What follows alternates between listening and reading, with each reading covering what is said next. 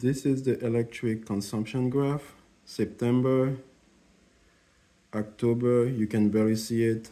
November, then December went up because of not ideal weather for the solar system. A few months ago, I installed a DIY solar system, and those are the bill for the past 3 months. That's for October, November, and December 2023.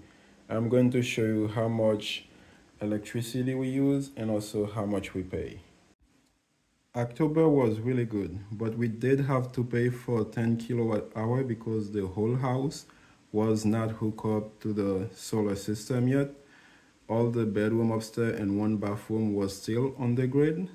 If it wasn't for that, this should have been closer to 0 kilowatt hour. Whether we use any energy or not, there's a flat service fee of $4.95. And depending on how much electricity you use, they do break it down and charge you different amount. For the first 3 kilowatt hour, they charge me 5 cents, and for the next 7, they charge me 0.048 cents. That charge, they all total up to the delivery fee. And then there's also the supplies fee, where they charge you a little more than 13 cents. And it all add up to $6.75. For the next month, it went up slightly. Again, the top portion of the house was not fully hooked up yet. It was still on the grid. Or this would be a lot lower. And when you look at the number, they all add up to $7.64. For December, we use 77 kilowatt hour. This number went up because there was a lot of cloudy day in December and rainy day. That's why this number went up. Also, the daylight in December, we're in New Jersey, is a lot shorter. And once all the number add up, for December, we pay $18.89. This is where I have my solar panel right now, just on the grass until I build the shed to put them up higher. The camera is pointing sort of northeast, and by the time it gets to 2:30 to 3 o'clock in December, the house completely shades the solar panel, and I lose 2 to 3 hours of good sunlight. So that's why sometime this year I'm planning to finish building this shed, hopefully, and by next year in December I can get more production out of the solar panel.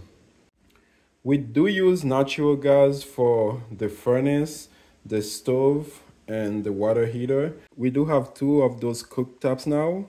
We try to use as much as possible to cut down on the natural gas consumption. I will leave link in the description if you're interested in giving those a try. I really like how the solar system is bringing the price of my electric bill down.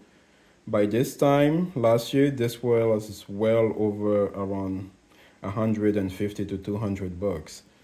Once spring start, I believe we won't have to use any energy from the utility company until winter.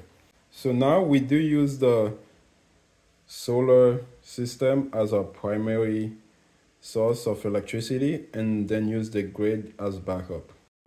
Those are the 2 inverters I'm using to power the house. I will leave link in the description if you want to give them a try. This can produce 5 kilowatt. This one can also do 5 kilowatt for a total of 10 kilowatt. And right now this one is producing 800 watt and this one is producing 700 watt.